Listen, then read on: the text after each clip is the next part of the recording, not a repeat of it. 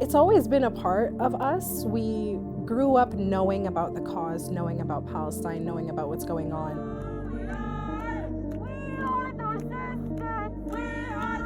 As a Palestinian, I've been going to protests since as long as I can remember. I was 11 and I'm in front of the Trump building in Chicago, and I'm holding a sign that says stop arming the murders of humanity, stop killing Gazan children.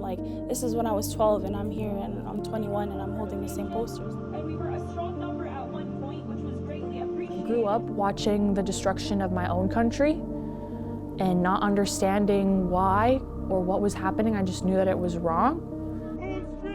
You grow up, you hear these stories, you want to do something, you just don't know how. And then you reach an age and you're in a space like university where you're taught to try and make change.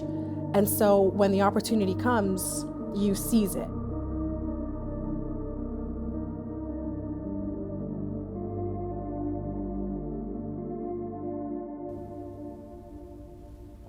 I hate the word activist. It's really hard. I remember this time last year, school was really hard for me. I've constantly felt like I was drowning, just in everything. Drowning in school, drowning in the work that we were trying to do on campus. There's many times where if I do feel a weakness of resolve, I go back to the people of Palestine and I draw strength from that.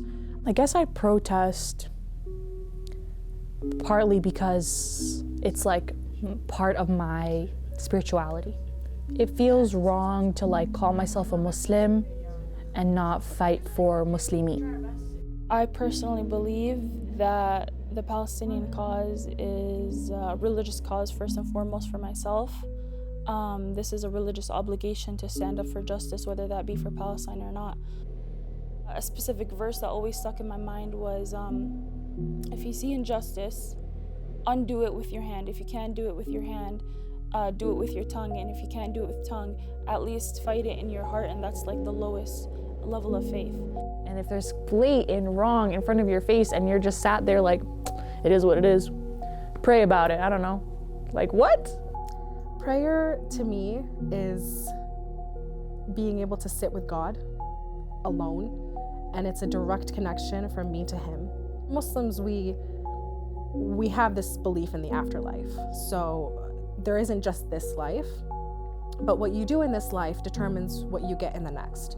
And so when I am sitting with God and I have that connection, I am asking that He keeps guiding me to good so that I can be guided to Him.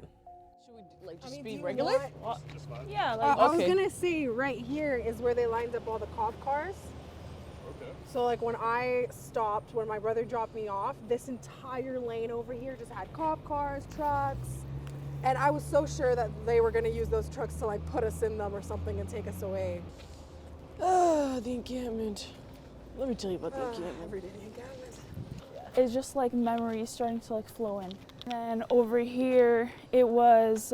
Here, I remember I was coordinating security on our end. Yeah. So that we could make sure that we knew when the cops came. And then over here, we were discussing the first eviction notice they gave us.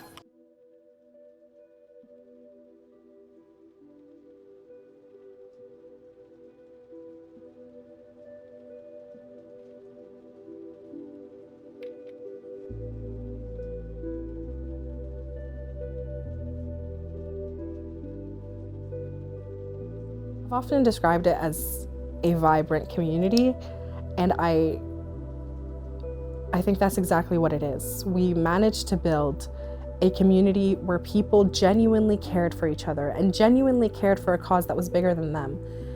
The encampment was so vibrant, it was so colorful. I've never felt that sense of community before. And you had Muslims learning from, Jewish people, how do you pray? And then them asking the same, how do you pray? And realizing that at the end of the day, we're both just praying for peace. We had a library set up too. This was one of my favorite zones of the library, of the encampment. I think I'm actually standing on it. Yeah. Yeah, so it was right here, and then there were bookshelves set up that faculty had donated, and those bookshelves filled up so fast. Yeah. What happened to the books after the cops came? They were gone.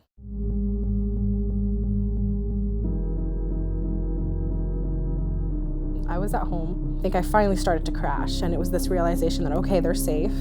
Cops haven't come. We should be okay.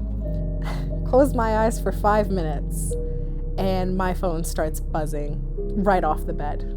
At around 5 a.m., I get a call from my friend Eve, and she says, oh my God, like, the cops are here. When I shoot up to check what's going on, it's videos and pictures and texts just saying frantically, they're here, they're here. And you see in these videos and these photos that it's just these dark figures lined up. At this point, I don't know why my mom let me go. It's actually pretty surprising. But at this point, she was like, okay, go.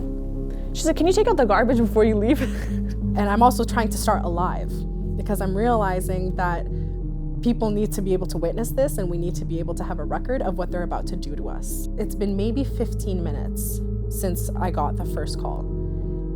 Already, the encampment is flattened.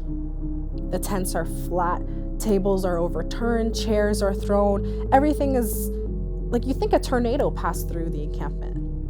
And it felt very dystopian. We're like, oh my God, like, and you could hear like the chanting, and it felt unreal.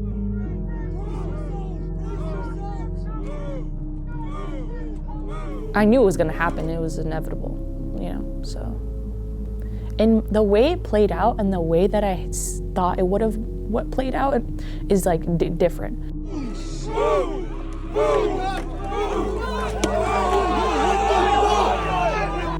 I was like shocked. I don't know, the whole experience was so like, I can't believe this is happening. Bunch of tough guys. Yeah, you're real tough. You're real tough. Shocked, I was like, oh my God, these people are animals. Everyone phones out. They're using tear gas. Cover your eyes. Get up. Cover your eyes.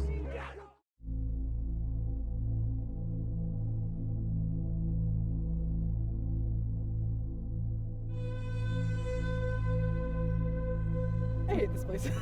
I mean, I visibly look pretty calm, but like my heart is kind of beating. I can see exactly how our encampment looked that day. I could tell you where every single tent was, where every single station was. And then to also picture it a couple hours later, completely flattened. Yeah. I think it sucks. Genuinely. It's like, I don't know. I didn't get to spend a lot of time in the encampment, which I always like feel sad about. It's just trash. It's like bittersweet whenever it comes to like anything like a protest or whatever. Like even yesterday, we did a protest because they just broke the ceasefire. Israel like bombarded Gaza all over. It's like nice because we're together and we're standing for a cause that matters. But it also sucks because it's like, well, look what we're talking about.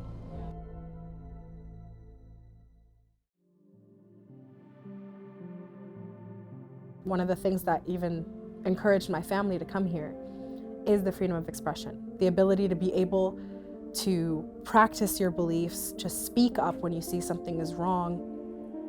It's what entices a lot of people to come to Canada. It's one of the things that's supposed to make Canada, Canada. And yet, it's almost like we're deconstructing a myth now, or we're realizing that it was a myth all along. And it's been really upsetting for a lot of people. And it's really upsetting too when you have to question whether the only reason your right to protest is being challenged is because you're protesting for someone who's the wrong skin color. Whether you're very outspoken for this cause or not, what happens when you care about something, right? What happens when it's your people that are being targeted? Are you going to want to speak up or not?